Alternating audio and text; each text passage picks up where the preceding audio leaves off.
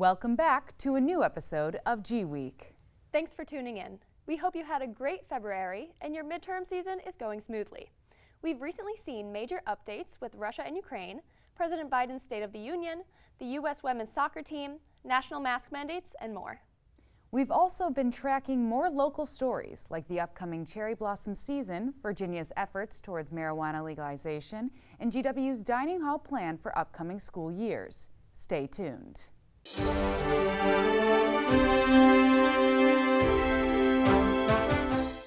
Welcome back to the show. I'm Madeline Taylor. And I'm Morgan Miller. President Joe Biden delivered his first State of the Union address last Tuesday. His address offered insight into the country's rising inflation rates, the Russian invasion of Ukraine, and a new domestic policy agenda following the failure of the Build Back Better bill in Congress.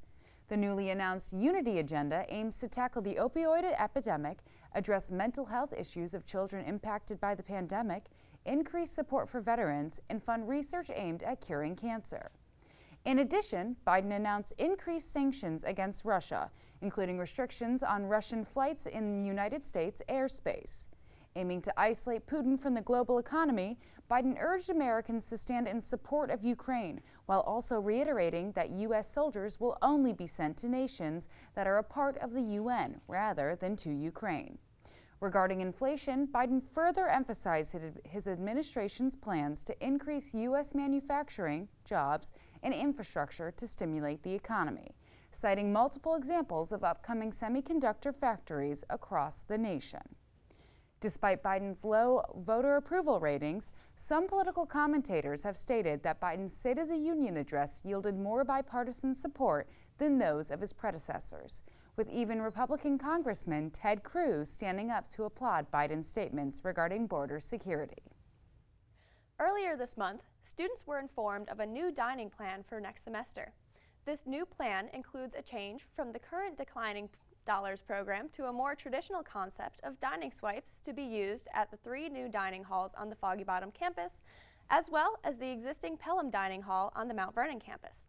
Abigail Brubaker is next with more details and student reactions. Compared to other colleges, GW has a very different dining experience. Instead of the usual college dining hall that is full of students during mealtimes, the university utilizes its location in a city to give students options to patronize the different restaurants in the Foggy Bottom community and around the district. This is about to change. On February 14th, students received an email from GW Dining regarding the new plan for next year. This plan will introduce meal swipes to the GW community and 3 new dining halls on the Foggy Bottom campus. Pelham Commons on the Mount Vernon campus will be joined by a dining hall located in the newly renovated Thurston Hall, as well as the newly designated dining halls in District House and Shankman Hall. The email went on to lay out the different options for plans depending on your school year. These included options that had unlimited meal swipes or a set amount, with additional money that can be used at the vendors that GW will continue to have a partnership with next year. Along with plans that included meal swipes, for 3rd and 4th years, there is an option that is being labeled as the Legacy Base, which is the plan that is currently in place if you had a kitchen this year. Initially, 2nd years were only given the option of a meal plan that included unlimited meal swipes. The university informed the students that this would no longer be the case in an email sent out on March 2nd.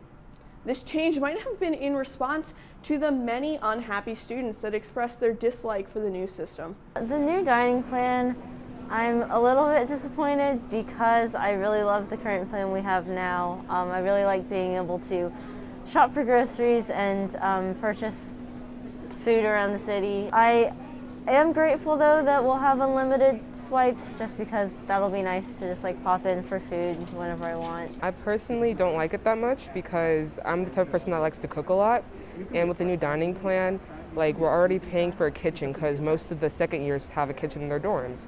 So if I'm already gonna have a kitchen, why do I need to have like unlimited meal swipes or even like a block plan? I hate it with a burning passion, in other words. I currently have a kitchen in my dorm, and all of my G World for the most part goes to purchasing groceries, which, as we all know, the Whole Foods market is quite expensive.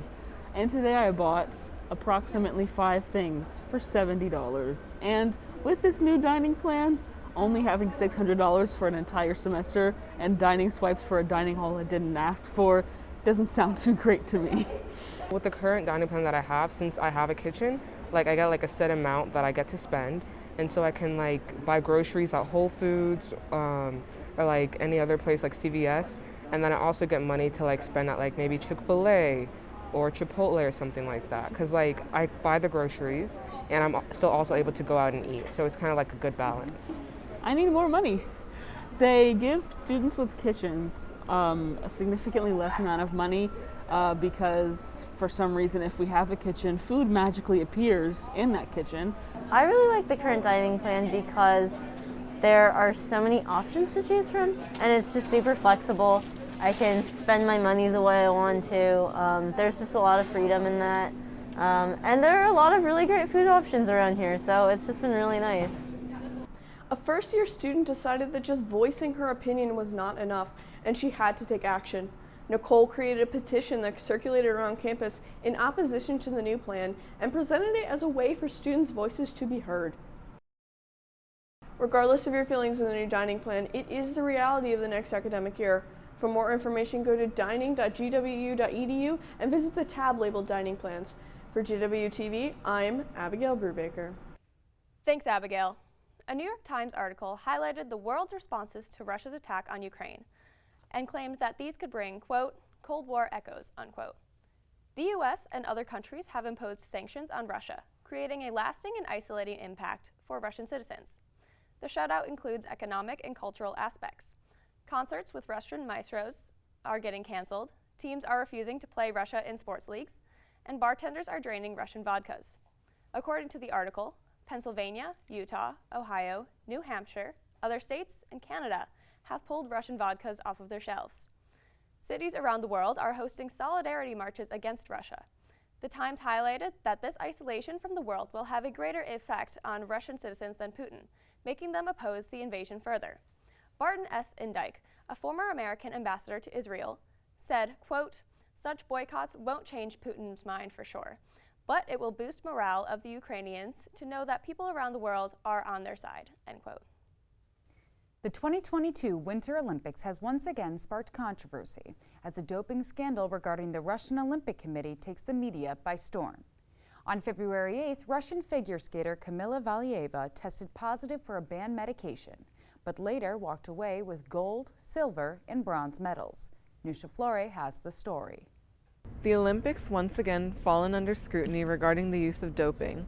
According to NBC Olympics, quote, in 2019, the World Anti-Doping Agency banned Russia from international sports competitions for 4 years after the country was found to be running a years-long state-sponsored doping scheme, end quote.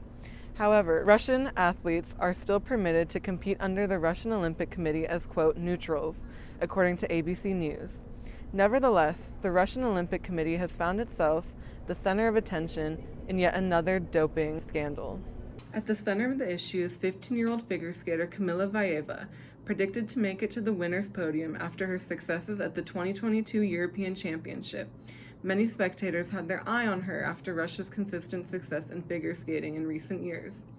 During the team event, she assisted in bringing the Russian Olympic Committee gold. Just hours after securing the top spot on the podium for her team, the World Anti-Doping Agency revealed the results of Valieva's drug test in December turned, quote, adverse analytical finding, end quote. The substance of concern was trimethazidine, a heart medication banned under the category of hormone and metabolic modulators for its ability to improve endurance and blood flow efficiency. According to the New York Times, Valieva's sample revealed 2 additional heart medications. However, these medications are not banned and were allegedly reported on the doping control form. Following Valieva's provisional suspension by the Russian Anti-Doping Committee, the International Olympic Committee postponed the figure skating team event medal ceremony, where US and Japan followed behind, securing silver and bronze respectively. This suspension was lifted soon after being enacted, and the Russian Olympic Committee was able to receive the gold medal. The Court of Arbitration for Sport panel reported that the medication was not, quote, the fault of the athlete, end quote. Complaints from organizations including the International Olympic Committee, World Anti-Doping Agency, and the International Skating Union led to a hearing from the Court of Arbitration of Sport, surfaced quickly following the report of the banned substance in Vaeva's test. Vaeva ultimately finished fourth in the women's individual competition following an unanticipated disappointing performance. Many current and former Olympic athletes are outraged following the decision to allow Vaeva to compete in the Games. U.S. Olympic figure skater Adam Rippon said it was, quote, a complete slap in the face, end quote, and former Olympian and figure skating analyst Johnny Weir claimed that it was, quote, devastating for his sport, end quote, and condemned the decision. Figure skating athletes are not the only ones speaking out against the controversy. Sha'Carri Richardson, a U.S. track and field sprinter, was banned from competing in the 2020 Tokyo Summer Games after testing positive for THC found in marijuana following the death of her mother. The stark differences in the outcome for the two female athletes have become under intense scrutiny, as many say it demonstrates the racially charged double standards in athletics. Following the incident with Vaeva, Richardson tweeted, quote, "Can we get a solid answer on the difference of her situation and mine?" End quote. Later tweeting again, quote, "It's all in the skin," end quote. Regarding their reasoning, the Court of Arbitration for Sport stated that one deciding factor was that Vaeva was a, quote, protected person, end quote, because she is a minor. While there are no current signs of Vaeva being stripped of her team's gold medal or her personal silver and bronze, the backlash has continued far into February as athletes defend Richardson and condemn the Court of Arbitration for Sports panel's decision. For Gweek, this is Nusha Flore. Thanks, Nusha. More after the break. This isn't just our battle cry, it's our call, our challenge.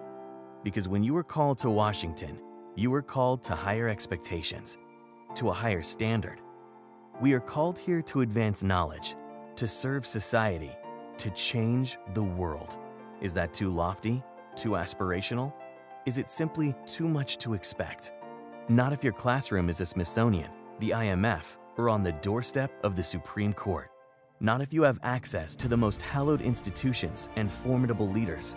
Not if you are given the tools to change minds, shape laws, influence entire fields of study, advance our way of life, change the course of history.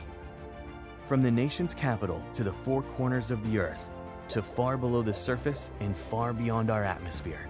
Here, unique opportunities, the ones that many people work much of their lives to get, are within your reach from the moment you arrive.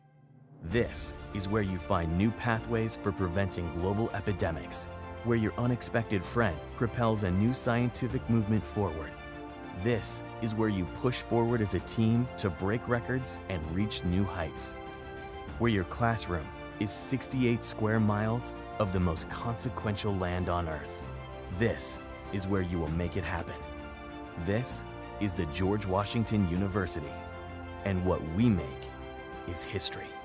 So stand up, be bold, take risks, press on, push harder, raise high.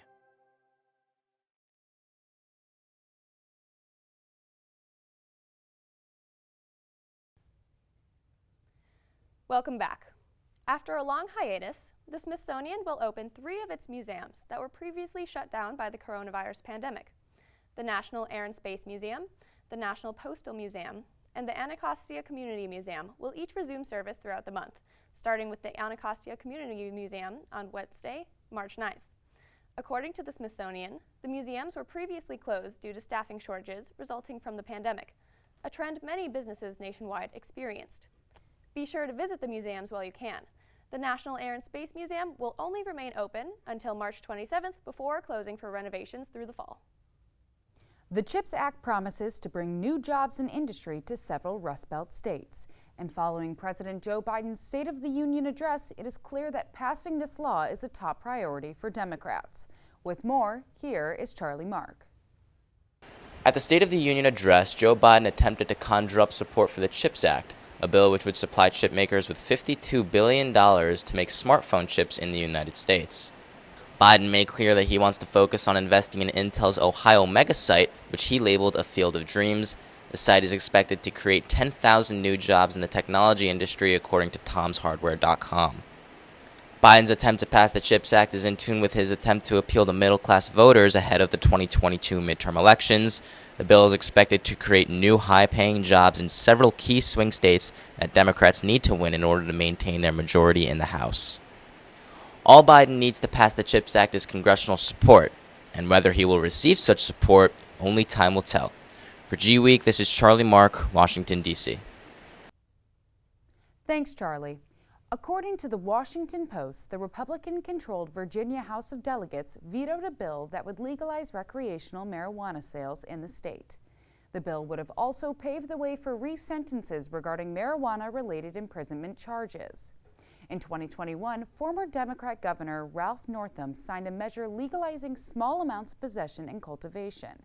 However, full recreational use, sale, and purchase were not legalized at that time.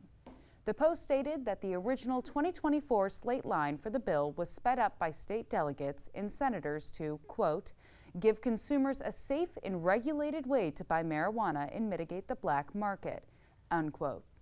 Democrat delegates have cited fears of illegal and unsafe marijuana sales increasing due to the lack of government regulation. Nevertheless, Republican delegates vetoed the bill, stating that it was underdeveloped despite provisions of the bill being brought over from Northam's recreational marijuana legislation in the past. While the bill was vetoed in Virginia, the Post reports that a separate bill to address the issue of marijuana legalization is currently in the House of Representatives, giving the Democrats another chance at full recreational legalization. The district, following the CDC and many other states, lifted its mask mandate and vaccine mandate for indoor settings on February 28th. This follows a wave of lower COVID cases after past Omicron spikes. Alex Singranu has the story. On Monday, February 15th, D.C. Mayor Muriel Bowser announced that she is lifting the vaccine requirement for businesses and, quote, dialing back, end quote, the indoor mask rules. According to NPR, this announcement follows falling COVID-19 rates after the Omicron spike. Other states have also started relaxing and lifting mandates, including Maryland, which lifted the mandate for indoor masks starting February 22nd and is trying to remove masking policies for schools. Virginia also plans to lift mask mandates for their schools soon. In D.C., the lifting of vaccine and mask mandates means that D.C. businesses will not have to check patron vaccination status. Prior to the restrictions being lifted, D.C. required customers to show proof of full vaccination starting February 15th. Even with the lifted mandate, businesses can still request proof of vaccination if they choose. On March 4th, the city's mask requirement ended, meaning that citizens do not have to wear a mask inside gyms, restaurants, and retail stores. Similarly to the vaccine lifting, businesses are still free to ask customers to wear one, and the city does still advise people to wear them. Mayor Bowser did, however, state that masks will still be required in, quote, schools, childcare facilities, public libraries, and other congregate facilities, end quote, as reported by NPR. Also, D.C. government workers and eligible school kids will need to get the vaccine. According to NPR, many states, including those with Democratic governors like New York, California, and the district, are lifting these mandates before recommendations from the White House and the CDC. While many people do want to return to a sense of normalcy as we near the third year of the COVID-19 pandemic, some still worry that this move is premature. Some say that this decision will follow a similar one made in November, which lifted the mask mandates and then reversed it a month later. The results of the lifted mandates remain to be seen. According to the New York Times, new federal data shows that booster shots decrease in potency against the coronavirus after about 4 months. But the Biden administration is not expected to recommend a fourth dose in the near future. The Omicron variant is still the primary strain in the United States currently, but the CDC said that new variants will continue to emerge in the future because viruses are constantly changing. For Gweek, this is Alex Singranu. Thanks, Alex. More after the break. Colonials, did you know there are hundreds of ways for you to volunteer with GW? Each year, over 1,500 alumni, parents, and friends contribute thousands of hours to make our community stronger. There are countless ways you can volunteer, so it's easy to choose an opportunity that is most meaningful to you, like connecting with students and alumni based on your student involvement, identity, or personal interests. getting involved with your local alumni network, mentoring a current student via our online mentoring platform, connecting with prospective students through undergraduate admissions opportunities, serving on an industry network leadership council, becoming a social media ambassador. The list goes on. No matter where you are in the world or how much time you have to give, you can connect and volunteer with GW. And the best part, it's easy to get involved. Just visit alumni.gwu.edu/volunteer to learn more about these and other opportunities. Because of your service to GW, you are able to make a direct impact on the lives of former, current, and future students. We look forward to working with you. Raise high.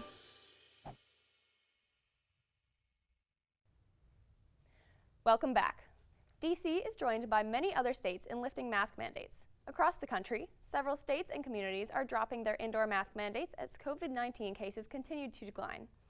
The mandate lifts come after the Centers for Disease Control released new guidance around mask necessity. According to the CDC, more than 70% of the U.S. lives in a community where there are low to medium COVID-19 levels. According to the new guidance, there is no longer an indoor mask recommendation for those living in those areas unless you have a, quote, increased risk, unquote. However, the institution still encourages people to use their own discretion based on personal preference and risk judgment to decide whether to wear a mask or not. Additionally, those who were exposed to COVID-19, have symptoms, or have tested positive should continue wearing a mask, the CDC advises. Incumbent Republican Texas Governor Greg Abbott and former Texas Congressman and presidential candidate Democrat Beto O'Rourke have prevailed in their parties' respective primaries. Both candidates have received national attention, with Abbott securing the endorsement of former President Donald Trump and O'Rourke's fame since his tight 2018 Senate race against incumbent Republican Senator Ted Cruz, where O'Rourke lost by a margin of less than 5 percentage points. Less than a year later, O'Rourke announced his presidential campaign, which subsequently ended on November 1, 2019, before endorsing President Joe Biden. Abbott, seeking a third gubernatorial term, has recently sparked controversy after passing a Texas transgender care investigation order, which declared gender-affirming medical care, quote, child abuse, unquote, under Texas law. The investigation order has already been condemned by groups such as the American Academy of Pediatrics, the head of the American Psychological Association, and the Biden-Harris administration. Following the passage of the order, O'Rourke tweeted, quote, to every trans kid in Texas, you're amazing. I'm proud of you. You belong right here in Texas, and I'll fight for you to live freely as yourself and free from discrimination, unquote. If O'Rourke prevails, the historic election would be the first Democratic governor elected in Texas in over 3 decades. Last month was Black History Month, and as we come to the end of Black History Month, we look back on events held on campus and around the district to celebrate. Here's Yeji Chung with the story and an interview with a member of Black Student Union. I'm standing outside of Multicultural Student Services Center, where I sat down with student leaders from BSU to talk about wonderful activities that took place last month in celebration of Black History Month. BSU kind of is more of an umbrella organization, so we just kind of work to promote other Black organizations on campus and the events that they're having. So we'll do a lot of co-sponsorships with them, which can vary from speakers to just like community bonding and building events. BHC, or Black Heritage Celebration, is a month-long celebration that encourages the exploration and promotion of the values and traditions of the African American, Caribbean, African, and Afro-Latinx cultures. BHC was really important to me freshman year because I think that was the first time I really saw everybody come together, and I just like never experienced an event like it, and it was just so much fun, and it was just, there was so much unity and community in all the spaces I was in, and I knew right when I experienced it freshman year that I wanted to be part of planning it later on. So that's why it was really cool to have been able to be co-chair this year, because BHC, like I kind of said, is just all about community and bringing everyone together and seeing everyone just be joyful and, you know, empowered during February. Honestly, the past semester has been interesting, especially coming in here as a freshman. and not really knowing anyone, and mainly the people being in close proximity to me not being like black, or maybe they are a person of color but they're not necessarily black. And so definitely trying to find like that black friend group that I had in high school, and trying to find that camaraderie that we definitely need as a people, and especially in a PWI atmosphere. That definitely was a struggle. So for VHC, it's kind of like a month long full of events from like all the Black organizations here on campus that they can like cultivate according to what our theme is. So like this past year it was been Black homecoming, so kind of like things that are staple to their cultures and heritages. And yeah, just a bunch of events like that that are like gonna gauge the interest of hopefully every member of the POC community, and meeting like other people who are like in their same or have like the same cultures and heritages that they probably haven't met before. I thought all our events were planned wonderfully thanks to our committee, of course. And it was just like the first in-person BHC since COVID, so I thought we did a great job of just like easing everybody back into everything and making sure that all the underclassmen knew what BHC was. So by far my favorite BHC event, it was Finale, and obviously that seems like a typical favorite to say, but it really was really fun. And getting the chance to dress up and look cute and put on eyelashes and go to the Culture House was really nice, and the music was great. There have not been many celebrations that have had such good music as that one. And there were so many like nice places to take photos, and running into friends and people that I like were like loose acquaintances, and being like, oh my gosh, girl, you look so good, which is generally really fun. But all in all, I definitely had a really fun Black History Month, and I look forward to more, the 3 BHCs I have left. And yeah. For GWTV, I am Yejin Chung. Thanks, Yeji. Springtime in the district means cherry blossoms. The average peak bloom happens at the end of March or the beginning of April. According to the National Park Service, the cherry blossom trees will hit their peak bloom from March 22nd to March 25th. These dates, however, are subject to change based on numerous factors. NBC4 Washington stated that peak bloom occurs when at least 70% of the cherry blossom trees at Tidal Basin are blossoming. Also, according to NBC4, March temperatures, tree observations, and past records determined this date range. Last year, peak bloom happened on March 28th. Tourists are expected to flood the area following the 2022 National Cherry Blossom Festival. The opening ceremony will take place on Sunday, March 20th, and the last event, the Petalpalooza, is set for April 16th. Between those dates, enjoy a kite festival, parade street festival, and river festival. More information can be found at nationalcherryblossomfestival.org. In a historic settlement, the U.S. women's national soccer team's equal pay lawsuit has ended in a $24 million settlement with the U.S. Soccer Federation, who further promised to pay equal wages to men and women's soccer teams in the future. The lawsuit began in 2016 when 5 U.S. women's national soccer team players filed a complaint with the Equal Employment Opportunity Commission regarding the wage differences between the men's and women's teams. Criticism has surfaced in the past due to differing pay despite the winning record of the women's team in comparison to the men's. The women's team has won 4 World Cup titles, while the men's team has not come close to the cup since their third-place standing in 1930. Despite this, the men's team has consistently been compensated at higher rates for their performances, even with lower viewership. In 2019, the Women's World Cup prize was only 7.5% of what the men's World Cup champions received in 2018. However, according to the Wall Street Journal, quote, from 2016 to 2018, women's games generated about $50.8 million in revenue compared with the $49.9 million for the men, according to the U.S. Soccer's audited financial statements, unquote. Many supporters of the women's team have taken to social media to express their support for the settlement, with former 2-time World Cup champion and Olympic gold medalist Julie Foudy calling it a, quote, glorious day, unquote, on PBS's NewsHour. Fox Sports reports that 17.8 million people viewed the 2019 final match on social media, an increase of 18% on Twitter and YouTube compared to the men's final in 2018. That's all we have for you this week. We hope you enjoyed it. As always, check us out at gw-tv.com and on our Facebook, Instagram, and YouTube pages. Thanks for tuning in. Until next time, we'll see you around campus.